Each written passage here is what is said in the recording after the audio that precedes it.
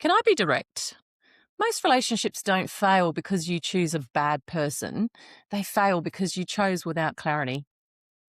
If you don't know what your values are, you don't know what you're actually saying yes to. And you end up negotiating your needs, tolerating incompatibility, and calling it love, right? Today, I'm going to show you the real pattern behind repeating relationship failure and how to fix it with one thing: values. If you're actively seeking ways to build your mental toughness, navigate life transitions with grace, or simply find inspiration to keep moving forward, then you're in the right place. Welcome to the Art of Beautiful Thinking podcast. Hello, my name's Kat, and this is Yvette, and we are the hosts of The Art of Beautiful Thinking. And today we're going to talk to you about how to stop your shitty relationships. Yeah, pretty much. And what makes a shitty relationship, really? I mean, gosh, let's think about that. But as Kat pointed out, why do your relationships keep failing? Like, why? And I bet you have not thought about the fact that it comes down to you not really understanding what your values are. And what your needs are. About your values in your values about a relationship, but your values as a human being. What are your values? Why are you going for a relationship in the first instance? What do you want to get out of it? It's like going to buy a house before you've even considered, well, how many bedrooms do I need? Do I want 2 bathrooms? Do I need a double lock-up garage? Do I want an apartment, or do I want to mow the lawn? Like, what do you want? Yeah. And do you actually even want one? Yeah. Do you really want one? Because I think, again, it goes back to, we see society saying this is what you've got to do, or like we may be around a group of friends and everybody has a partner and you're going, well, I want to have a partner too because otherwise I feel left out. And so you just decide to just go off and get yourself into a relationship, and then you wonder why that relationship isn't working. Or I'm feeling lonely. I'm feeling lonely. Yeah, I'm feeling kind of incomplete. So maybe what I need is a partner, because I've seen other people around me that are really happy. They've got really good partners and they're really content. And that's great. That works for them. Maybe they've found, and look, my nan used to say, this is a reassurance, there's a lid for every saucepan. You've just got to know what kind of fucking saucepan you are. Because, sorry to say it, I'm feeling sassy today. I'm just going to come out and say it. I see girls and men, both men and women, going for people on the basis of shallow bullshit.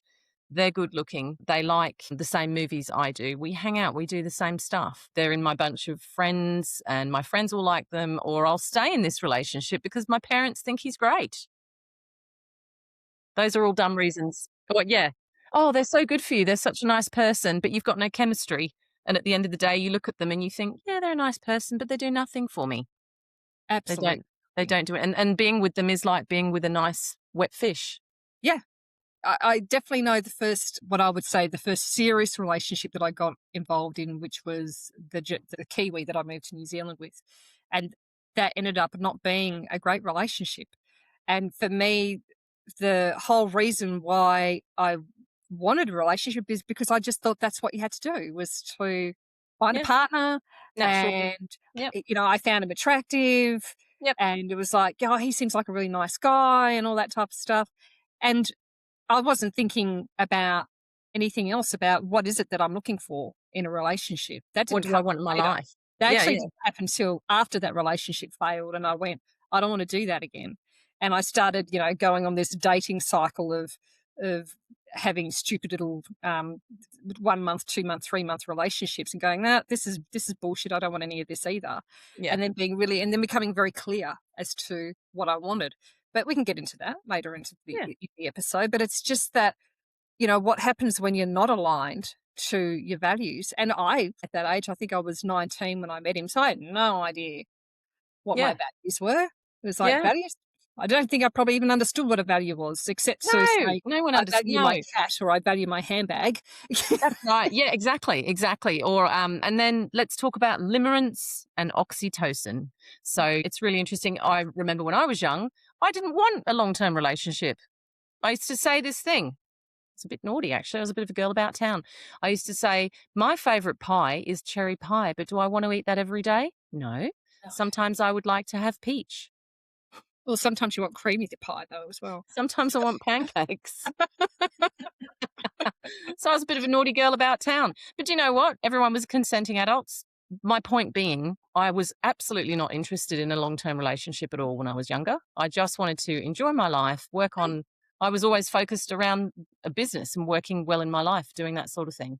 And that was what drove me forward. I wanted to be successful in my work. That was a big thing for me. Again, linking it back to probably the DV childhood that I went through, and I Yeah. watched my mother go through 5 marriages, and then my dad, and all of the shit that went down there. And I was like, you know, relationships don't bring happiness. That was my mindset. There's no point being in a long term relationship. They don't work because Yeah. I didn't have the skills to understand how to make them work in the first instance. No one had modeled that to me. The blueprint that I had seen during my formative years was conflict, drama, disaster, people getting together because they fell madly in love, full of limerence and oxytocin and hearts racing. And oh my God, they're the most gorgeous thing I've ever met. Great. Can you live with them? Are they even the person for you? If you are, I'm going to send this message out to all of the women listening to this podcast. If you're a difficult woman, yes, sisters, I'm one. Find Let's yourself say a I'm very man. strong-minded. No, I Yes, wouldn't call myself difficult. I'm just very strong-minded. I'm happy to be difficult. If they don't like it, fuck them. They're not my people. If you're a bit of a difficult woman because you answer back, you say no, you go, no, I don't like that. I'm not doing it. That's apparently difficult. So I'm owning that. Find yourself a man who loves a difficult woman.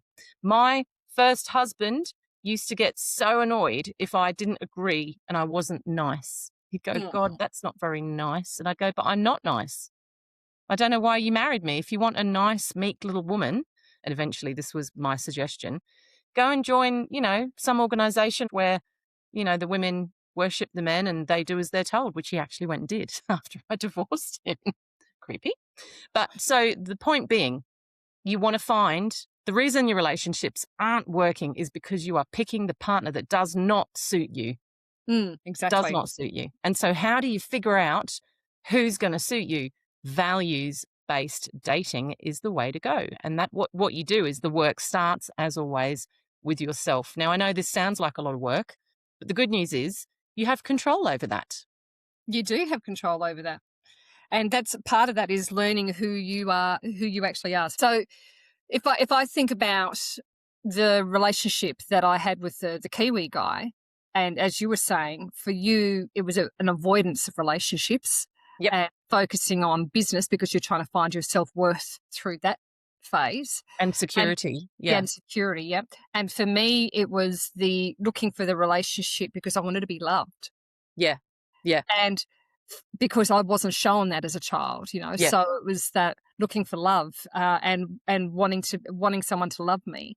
And it Yes. was funny because in that relationship, he even said to me in the the early months of that relationship, even and which they should have been massive red flags, but I just kind of went, no, but I just want to, I was so desperate to have someone care for me and me care Appeasing. for them. Yeah. And he used to actually say to me, he did not believe in love. And so Oh, he would never say the word. And so you think I would have picked up well, on that and gone, well, that's probably not the best thing to do is to yeah. stay in this relationship. And I had, as I said, I had no ideas about what was important to me from a No. relationship. I just knew that I didn't want what my parents had. And funny that Yeah. the first relationship I fall into would have, if I stayed in it, would have eventually ended up being exactly like my parents' relationship. Yeah, it's really interesting when you've got these blueprints and these and that's the hardest thing. I know what I don't want, Yeah, but now I've got to figure out what I what do I want. do want. How Exactly. does that look? And what is the process for that? Well, the first place to start is to ask yourself, why do you want a relationship? Are you lonely? Or do you want a relationship because you feel like you've got a lot to offer and you would like to actually have a long term relationship with someone? If that's what you're into, great. Why would you want to do that? I'd actually like to build a life together with someone. Hmm. I like the security and the stability of being with someone. I want someone who's my best friend. I like coming home to someone of an evening that I know I can trust. If I've had a shitty day, I can go, oh my God, today was fucked. And he'll go, oh, tell me all about it. And then we'll have a big laugh together and make a load of shitty jokes, and then I'll be like, all right. Um, if you want to be forever free and footloose and fancy free, and you don't want to have commitments, and you don't want to do all the grown up stuff that comes with relationships and living with someone, then don't bother. Because I Yeah. can tell you right now that being in a relationship also involves a lot of life admin. It does. It also involves a lot of giving and receiving, and so it's not just all about receiving. You've also got to give, and there's a toing and froing, and relationships Yes. go through good days and they go through bad Oh, days, yes. and Yes. you've got to be committed to the relationship in order to be able to navigate, Yes. especially the bad days. Good days are easy to navigate, but when you're having bad days, you're on each other's nerves, and you're Yeah. wanting to get out on your own and do your own thing, or Yes. those types of things, is to be Yeah. mindful that you're going to have those types of days. Relationships aren't all about, well, he's going to take me out to dinner every single night and buy me gifts all the time, and I'm going to come home to flowers every single day, and No. sex is going to be amazing, 100% of the time. No, it No. doesn't No. work that way. It doesn't. It And doesn't. and it's not like your best friend that you speak to on the phone who lives somewhere else as well. This person who you move in together, you marry the person, you have kids together. There's there's a lot of complexity to There's so a many life. changes. There's so many changes. If you wanna be in a long-term relationship with someone, their weight is gonna go up and down. When they Yes. have babies, when a woman has babies, she's gonna put probably weight on. Some women don't, they're bloody lucky, but for some of us, we put weight on in our bum, and then we're gonna have to work really hard to get that weight off after we have children that take up our entire headspace. It depends what you're looking at doing. If you don't wanna have kids, that's fine, but the number one thing is you must make sure that their values are the same as yours. So Yes. you need to have these conversations with yourself before you look at going elsewhere. I know that, I've been doing a lot of this work over many years with in domestic violence relationships with offenders and with their partners as well in New South Wales. Whenever we dealt with a domestic violence offender, a law came in and we had to tell the partner what was going on as well, because quite often domestic violence offenders would hide the real truth from their partners, because they didn't want to deal with it all. And we would all be on the same page, and we'd have to offer the partner support. We had other organisations we could refer to so that they could get support around the way they were being treated and the coercive control and all of that kind of stuff. So commonly, what I would see is two people that fell in love, that really loved each other, or there was this great spark initially, and that was so exciting. And then over time, when they went to kind of, you go along sort of a bit, and then once that wears off a bit, your relationship either kind of steps up and you both commit and dig in and go, yes, actually, I really like this person. I've seen all of their flaws, but that's okay. I can live with them because I love them anyway. And I've got great amounts of respect and trust, because those things are key. And I would say to anyone, the minute that you don't have respect and trust in your relationship, get out. It's Mm. irretrievable. But a lot of people will continue to stick on when the respect and trust is gone. Again, fear of change, fear of disappointing people, wanting to be nice. A lot of times I'll see women particularly set themselves aside and go, yeah, they'll go to their girlfriends who have a massive whinge about what a dickhead he is, how hard he is to live with, how he doesn't respect you in any way. But, I suppose we'll stick in there because I've got a house now. Makes good money. No, no, no. If you think things are going to get better, they're not. There's clearly a difference in your values. He obviously doesn't agree with living life the same way you do. I've got a great friend who I love dearly who got out of a long-term marriage and went into a relationship with a horribly abusive, awful man. He was a tradesman. He used to love doing illicit drugs and getting shit-faced drunk all weekend. And she is a fitness fanatic. She didn't God. want to do that. There was just nothing, but there was this incredible chemistry they had between them, this incredible spark. Yeah. There was something about him that she really liked. And again, like what you're talking about, we can mistake that that man who is avoidant or emotionally unavailable for someone that we need to. That's a challenge for us, Yeah. or it's something that feels like home because we're always around emotionally unavailable people. Yeah. Buddhists have a saying where they say, if the relationship is full of chaos and excitement and dramatic, limerence and oxytocin, it's flooding into your brain and making you feel amazing, all these chemical reactions at the start of it, that's not the one. You want to have someone who feels like calm and home, and you feel secure and you go, Yeah. "Ooh, I can have a deep conversation with this person. I know that when I wake up tomorrow and I've got COVID and I'm lying on the couch covered in sweat and there's snot coming out of every orifice and I look like death, that he's going to hand me a tissue and go, "You'll be right, darling. You'll get better soon." Not, "Oh God, Yeah. look at you. You look awful." Yeah. Yeah. And not do anything to help you or anything like that. Yeah. I'm And going out with the boys because you've turned yeah. into a fucking drag. Yeah, totally. So what does it mean to actually find your values, to understand your values?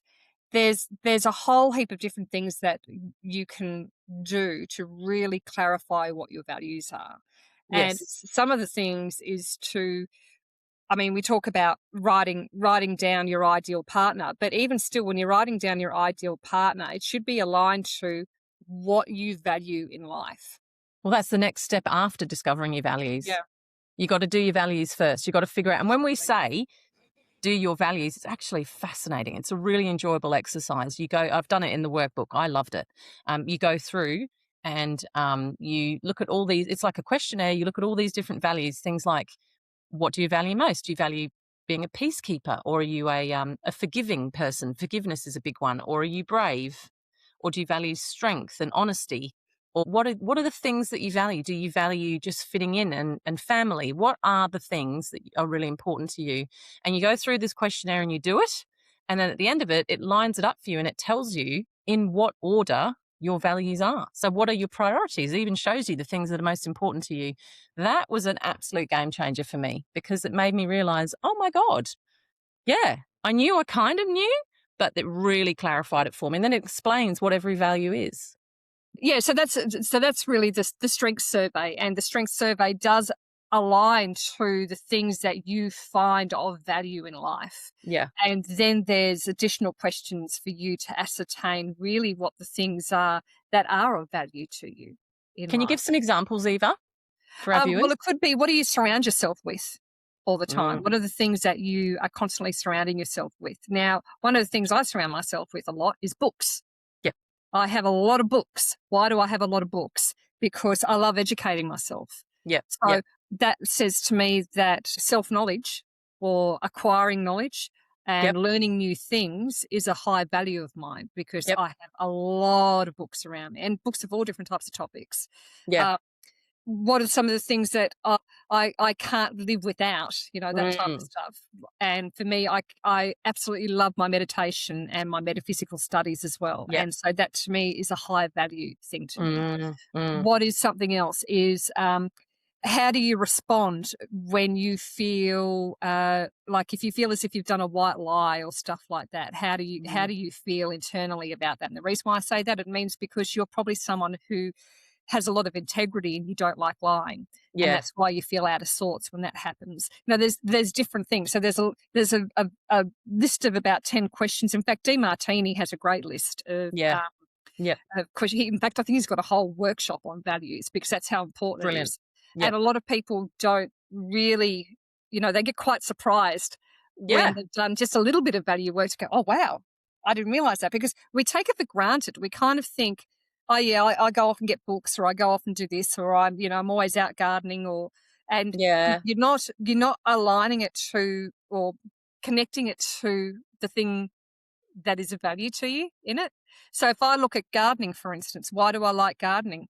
Because I absolutely value, um, and think it's important to have a good environment, like yep, a healthy uh, climate as such. yeah. And I Oh, want to okay, give, that's and I interesting. want to give to that, right? Yep, But there's yep, also that nurturing side of it as well, of nurturing something from a seedling or from a seed, and watching it grow and turn yeah. into a beautiful plant. And then the other aspect of it is having something that people can appreciate the beauty of. Oh, when they So come to your house and look at your yeah, beautiful yeah, garden. so they can Mm. see the beauty of the garden, and not because I want people to go, "Oh, what a beautiful garden," but they feel the beauty within them when they see it, and they go, Well, "Oh, wow." that's a really good point because you love all of that and you've got lots of beautiful gardens. I've seen your front garden. It's absolutely gorgeous. My house is bare and I'm a veggie gardener. Yeah, And so I also love gardening, but my values around gardening are completely different to yours. I couldn't care less what when people come to my house, I'm not overly bothered. Like if they, yeah, it doesn't even occur to me. like what you're saying, that you love people to feel welcomed in by how beautiful it is, that doesn't occur to me. What occurs to me is that it looks neat and tidy. So I'm just going to put hedges in that I can keep neat and tidy, and they're easy to maintain. I want low Yeah. maintenance.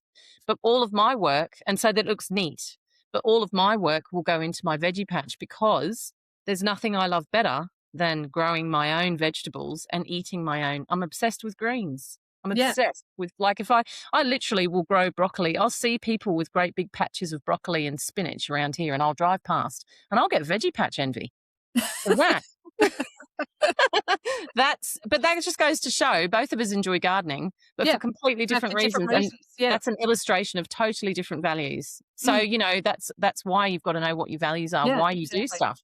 Because you might find a guy that you both like doing a particular activity. You both like going swimming, right?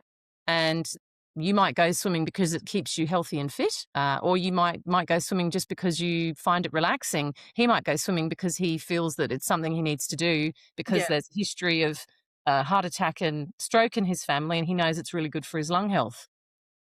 And Yeah. so you're in there sort of enjoying it and feeling it's like something that puts you in flow, and he's doing it because he's just got to smash out those laps, Yeah. which goes to show you that you're doing the same activity with completely For different different values. reasons. Yeah, different reasons behind it, and those Yeah, reasons are aligned to what you value in life. yeah, So, yeah, it's really important, and I think that's the thing is a lot of people, well, I'd say the majority of people don't connect what they do in life to their values. absolutely. And we only think that, yeah, and even when we talk about work and the relationships in the workplace and why your feathers can get ruffled, it's normally because it's against your values, and Yeah, you're working in in a job that is totally against your value system, but you yeah, stick it out anyway. And then yeah. it's the same with relationships. We go for a relationship for all the wrong reasons, and we don't align it to, well, why are we actually going for it? And is a relationship something that is a high value to you? Is it And if something it's that you low actually value, want? Yeah, if it's low value to you, don't go putting yourself into a relationship, because you'll hate it and none yeah, of them will work. because it's a lot of Because effort. you really don't want to be in it. So it's really important to understand your values, and not only will it help you with finding that life partner, because you become very clear Yeah, on why you're getting involved in a relationship and what you want out yep, of a relationship. It'll also help you build a better relationship with yourself, because yeah, you understand you better as well. yeah, absolutely. And what makes you tick, what are the things Mm. that you really value in life? And then And it becomes effortless. It becomes yeah, effortless because I know that in my first marriage, I had to cut myself down to size yeah. all the time to keep him comfortable because he was so insecure. Now I can be my absolute crazy self and be this big, crazy personality. And my husband goes, "Oh, you're so vivacious." Yes, aren't I? And some people are like, "Oh, she's too much. She'd drive me up the fucking wall." And Joe's like, "I love it. She keeps me on my Yeah. toes." Yeah. That is because I found the right person the second time around, thank God. And some women have said to me, "How the hell do you stand his autistic shit? His crazy obsession with records." And he sits in his room and he has a vinyl record room and he sits there going through the ritual of cleaning and doing all the crazy stuff with vinyl, and he's obsessed with noises. Obsessed, obsessed. He can't sleep at night if there's a single noise outside. He'll go, "What was that?" And he's got dog hearing.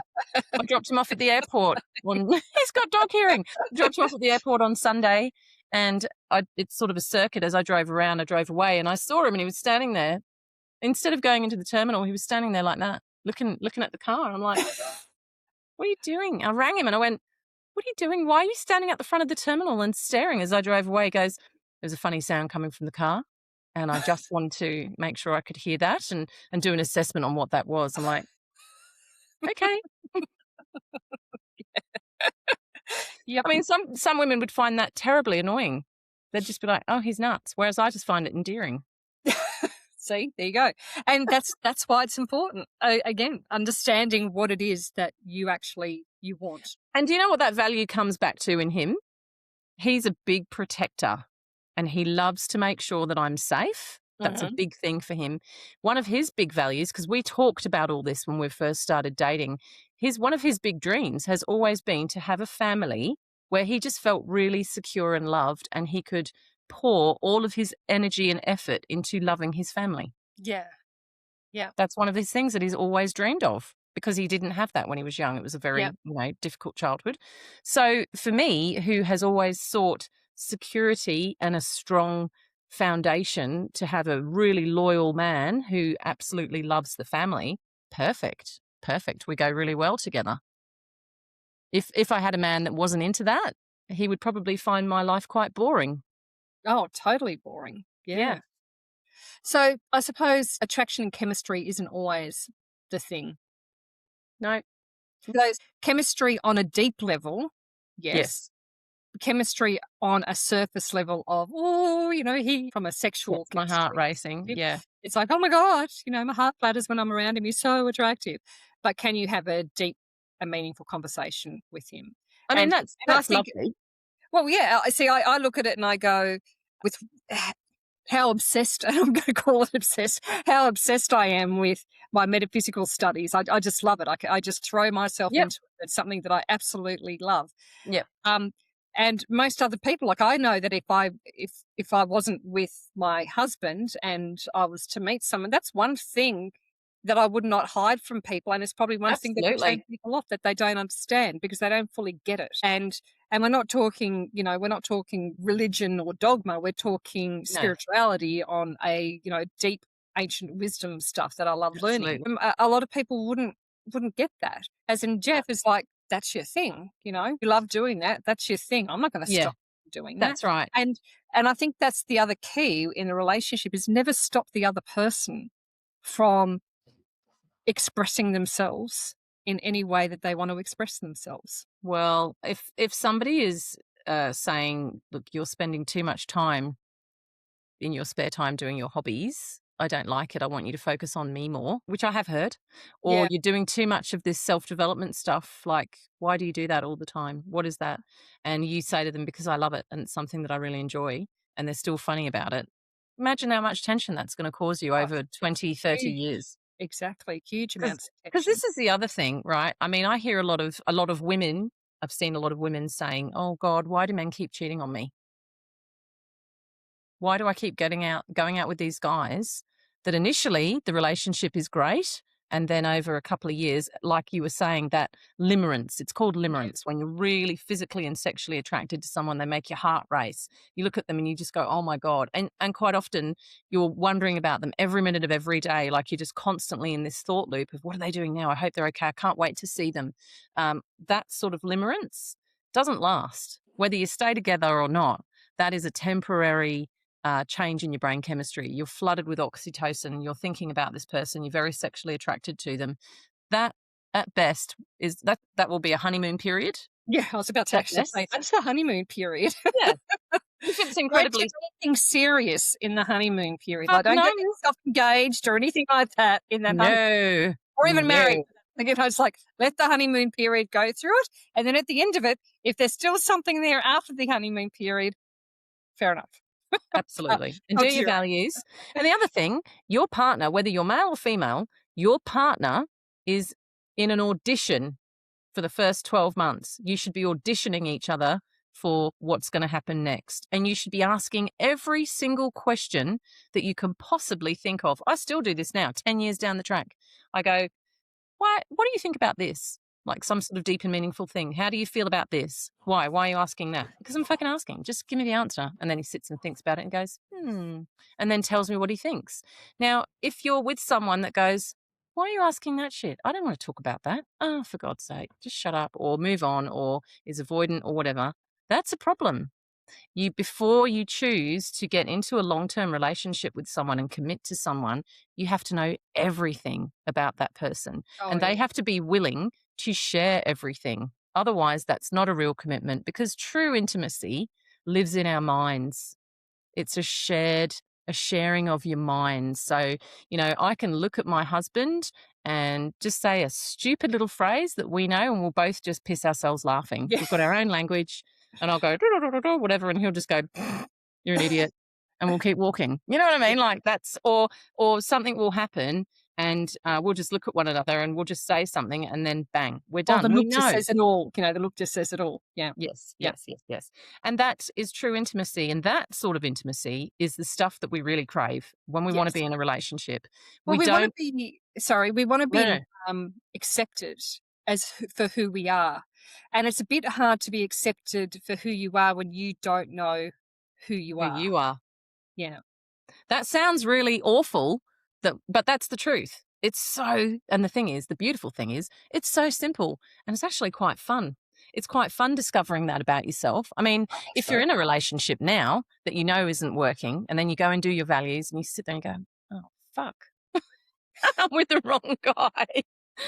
That's, I mean, at least that gives you an idea of making a change. Well, Um, you probably are aware that you're with the wrong person, but you're just not willing to accept it. That's the other thing. I think most people do know if they're in the wrong relationship, but they're just not willing to accept it, and they just keep putting up with it, keep tolerating it, bullying themselves to stay in it. Because they don't want to be alone, all that type of thing. As you said, yeah, oh, we've got children, or we've got finances, we've got a house. Things become when you start bringing yeah, materialistic things or finances, money into it and kids into it, it yeah, becomes a lot harder yeah, to walk away from those situations. But you've got to, and I think that's probably why there's more and more what they're referring to these days as the grey. Is it the grey departure? So people hitting their yeah. retirement age and then going through divorce because usually by then the finances are sorted. They've paid off their mortgage, the kids have left home, Oh, and it's just the they've had children. enough. They've And they had, look and at each other and go, "Who are yeah. you? I don't know Oh, you." and why am I looking after Yeah, you, you yeah, grumpy old fucking thing that I yeah. don't love? And And, so more and more people are actually splitting at that age. And so you go, "Wow, okay." You can look at it and say, "Well, they've wasted all this time." Well, they haven't. They've learnt a lot. yeah, here's the question that one of my really good friend, one of my best friends said to me when I was thinking of leaving my ex-husband, because I had a lot of wealth built up with my ex-husband. I had a very good business and we had a lot of good things, built up that way. And I knew that I was going to take a massive hit, that my lifestyle was going to take a hit, that my two children were going to have some big adjustments in their life. And I knew all of that was going to happen. But this was the question she asked me to give me clarity. And I'm not suggesting people just go and blow up their life. I'm saying really think carefully, get your values sorted out. Is this working? The other thing is, you can marry someone when you're young and think that, and then, well, this happens to a lot of women, I think. We hit our 40s, or we're coming up into our 40s. We're going through a lot of changes. We go through a lot of brain changes. We start looking around us like we've got young children, or we're coming through, we're watching our parents age. We're looking at all different things and we start to change. So what this person was, who originally we thought was going to satisfy us for the rest of our life, we start looking at them and going, actually, I've changed. Mm, I'm not the person I was. And that happened to me. Um, yeah, my values, I think, became more, once I had apparent. children, they Yeah, became more apparent. They shifted and they really came out. I was living on sort of shallow surface values before. Once I had kids, it made me really stop and have those conversations with myself that I hadn't had prior, really. yeah, And probably no one had had the guts to say to me, listen, you need to fucking take a good long look at yourself. yeah. I wish they had of, but or maybe they did, but I didn't listen to because I was a bit headstrong. But the power question, here is the power question to ask yourself. When you look at your partner and you're thinking about leaving, if you were to leave that person and never, ever, ever meet another person that you fell in love with, would you be happier leaving or would you be happier staying? Because if the answer is that you look at the person that you're with and you go, I actually could not care less if I fell in love with another human being, I just want my life back, then it's time to go. Yeah, And that was it for me. Like that, I was really in that space. I was like, I don't give a shit if I ever meet another man. I couldn't care less. That's not part of my plan. I was determined never to get married again after my experience. I was like, to hell with that. And I know that when I first met Joe through mutual friends, I was like, oh, we can have a bit of fun and that'll be it. That yeah. was my plan. And he totally Change balls that. all of that up. Yeah. Anyway. But that's the question to ask yourself. If you look at your person and go, actually, no, um, if I didn't ever meet another person, I'd rather stay with them. I'd rather be with them than alone. Well, then that opens up a whole other can of worms, doesn't it? Well, Does it? Because I look at it with, like with Jeff, for instance, and I go, I can't see my life without him. Yeah. And that's not from the point of view of going, I need him, because it's not No, from that. no, It's no. not from a reliance perspective that I rely on him and that he makes me and all that type of stuff. It's that he is my best friend. He's my life partner, he's my lover, he's everything that I could possibly want in a Yep. relationship. Yeah. And I know that if something happened to us, like if something happened and I was left alone, I probably wouldn't go looking for another relationship because I've had, I believe, Yeah. the best of what I could possibly I have. wouldn't bother. I just wouldn't Yeah. bother. I've I reached peak that. relationship. Yeah. Yeah, I know I exactly, have. and that's Yeah. exactly it. It's peak relationship. So I Yep. think it's being very mindful, of that thing of knowing whether you're looking at someone and going, "Oh, I'm really relying on them, and that's why I have to stay with them because I can't rely on myself." Yeah. That's the can of worms that you're talking about. But when Exactly. you're actually looking at the future of your partner and going, "I can't see my future without them Yep. because they are my other half. We Yep. we are a whole," Yep. then it's a different kettle of fish. Yeah, absolutely. But these are the questions that you've got to, I Yeah. mean, again, comes back to that self honesty, doesn't it? Comes back to that self honesty. And I know that we're all sold a story as kids that we're going to be the princess and Prince Charming is going to come and he's going to sweep us off our feet and everything will be perfect, happily ever after. And it's a load of fucking shit. Because actually, Prince Charming doesn't exist. Uh, what you will have, if you do meet someone amazing, what you will get is a helpmate that can stand shoulder to shoulder with you and you Yeah, can both toil away at your work and your life together. you're And together. then you'll have to be able to go through all of the ups and downs because Yeah, long-term together. relationships, there are some nights when and you know what? I'm actually really glad I've got this relationship with my husband. There are some nights when I look at him and he goes, "What do you want to do tonight?" And I go, "Nothing that involves you." And he goes, "Good. I was just thinking the same. I'm buggering off into my vinyl room." And I go, "Okay, bye." And then he comes out about 3 hours later, and then we sit down and go, "How was that?" "Good. We both feel a little bit better, and Yeah. now we can reconnect." Because both of us are introverted. We both need space. Yeah, yeah. Well, that's the thing. It's you have to give that other person space, and as that's why I said before, they've got to be able to pursue the things that they love doing. You can't stop them from expressing themselves. So Yeah, it's really that's right. important, I think, to, and that comes back to when we talk about the values. What is it that you want to express in your life? How do you want to express yourself? Because that's also Yeah, highest value, is to look at it and go, yeah, what do I feel that I need to express in this lifetime? And because expression to me is a form of creation, that you are constantly creating your reality and expressing who you are in different ways. You know, you express yourself in the workplace, you express yourself like we're expressing ourselves through this podcast. exactly. You're expressing yourself through cooking, through being a parent. There's all these Yeah. different methods of expressing yourself. And how do you want to express yourself? And how And do you want your life to yeah, look? And what flavor do you want in that relationship? Like Joe and I constantly just take the piss out of each other. That's just what we do. We have a laugh all the time. He has me laughing. You know what that's like. You spent 5 days with me in New Zealand. He's constantly cracking stupid jokes, and I'm constantly laughing my ass off because we're both silly. And I love a bit of silly shit going on. I love people that I can be silly with because I don't want to be serious all the time in yeah. my closest relationships. And a lot of the time, that involves us absolutely ripping a new one on each other, mucking Yeah, around. And we're laughing about it. We also know what the boundaries are and where we would never step over. And so it's always done in a loving way, but we always take the piss. That's how we yeah. are. I guess it's a very Australian thing to be. My ex husband, I couldn't even make a joke. Firstly, he just wouldn't get it. And secondly, he would usually take offense. Yeah. So that was just exhausting. And it took a lot of joy out of my life. We also both love music. Sometimes Joe will just go, I'm going to blast Northern Soul on this amazing record that I've just bought. And I'll go, great. What's Northern Soul? Oh, I like it. And I love that. I love that there's always a bit of music, there's always a bit of stuff going on. By the same token, our house is always peaceful, but I always feel like there's a good vibe. In my other home, I had a beautiful home when I lived with my ex. I always felt like whenever he was home, we were all walking on eggshells and we had to be really Yeah. quiet. Yeah. And Mm. that's the thing. And that's why I say when it comes to expressing yourself, How do you Yep. want to express yourself in a relationship as well? Because that's part of, you should be able to express who you are fully without being told to shut up, or without being told that you're stupid, or without being told that you're not good enough, or without being, no limitation. You should just be able to express yourself. And I'm talking about expressing your inner self, your truth Yeah. of who you are at the core, not Individuality. expressing yourself as an asshole. Forget about the ego personality. Get the ego out of the Mm, way.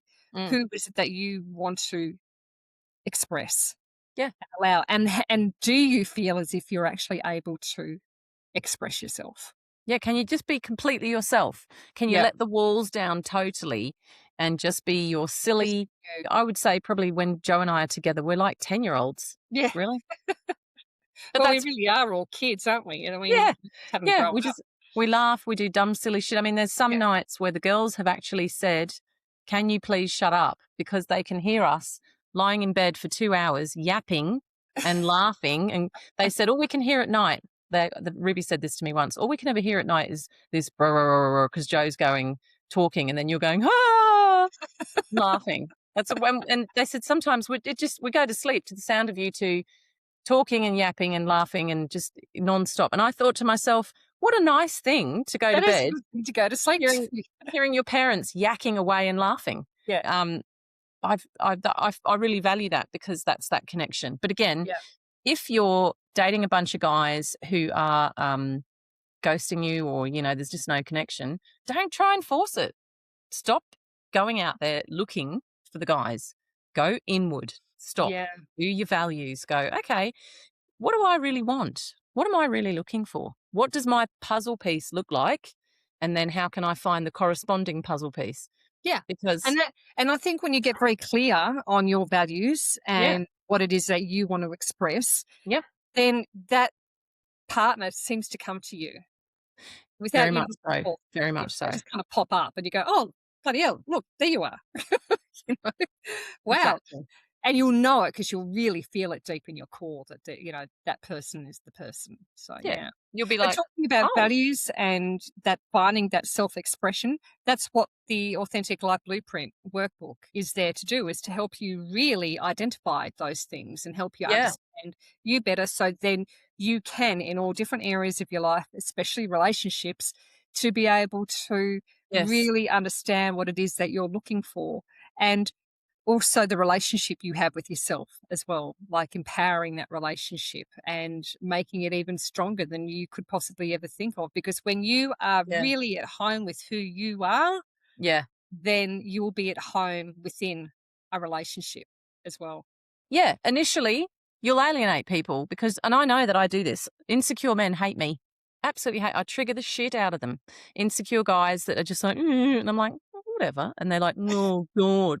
They can't stand it. But doing the workbook made me realize, oh, well, they're just not my cup of tea. Mm. If you do that workbook, you're going to save yourself 20 years of trial and error and agony. Oh, yeah. Yeah. Just do the workbook. And it's actually fun because people forget that people have said to me, made the comment, "Oh, I've watched some of your podcasts. You talk about some really deep stuff." And it made me go off and really introspect. And they get caught in rumination cycles. Yeah. The workbook doesn't let you do that.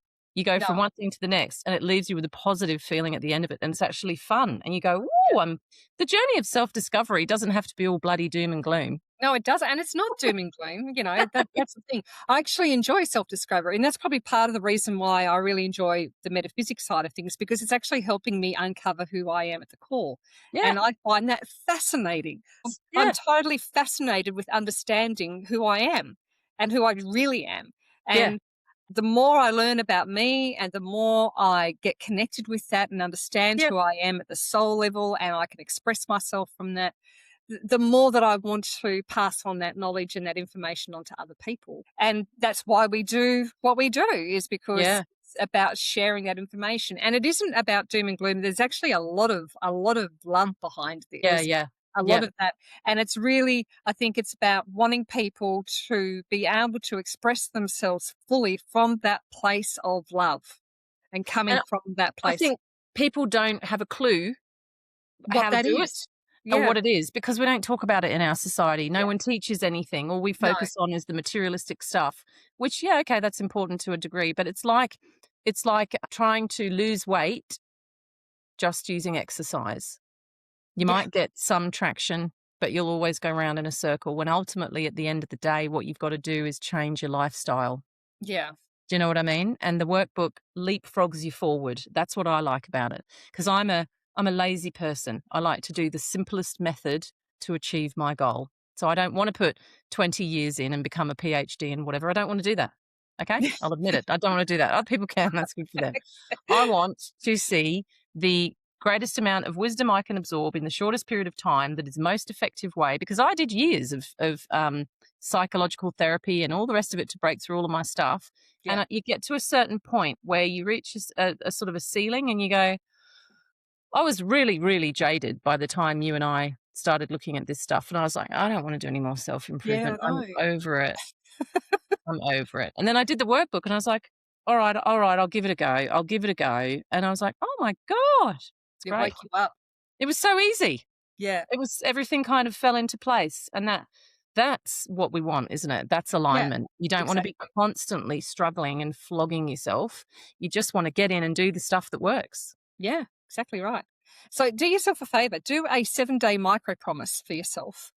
Over the next 7 days, figure out one thing that you consider is a value to you, a high value, Mm. identify it, and then see how you are implementing that value or not implementing that value in your life in the next 7 days.